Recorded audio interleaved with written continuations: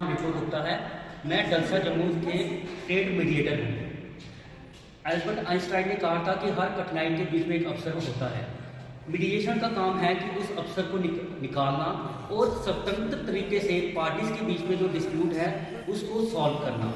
Mediator का role है कि पार्टीज की बातें गोपनीय रखनी और उनका कोई भी बिना दल को खर्च किए हुए उनके डिस्प्यूट को सॉल्व करना, उनकी बातें समझनी और एक बीच का रास्ता निकालना जिसके उनका डिस्प्यूट अच्छी तरीके से सॉल्व हो जाए और वो दोनों Justice delayed is justice denied. Mediation delivers justice on time. Mediation एक इतना सुंदर प्रोसेस है कि जिसमें बिना लड़ाई झगड़े के हम अपने झगड़े सुलझा सकते हैं।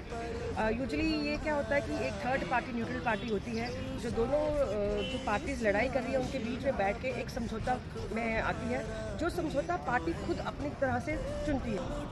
Mediation is considered as a mechanism in which the parties sit together and a mediator is appointed where the dispute is settled amicably.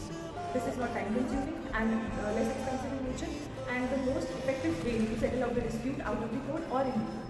मैं ये बताना चाहती हूँ कि मीडिएशन में यू आर योर ओन जज। आपको खुद एक सोल्यूशन बताना है अपना कि आपको कैसे रिजॉल्व करना है।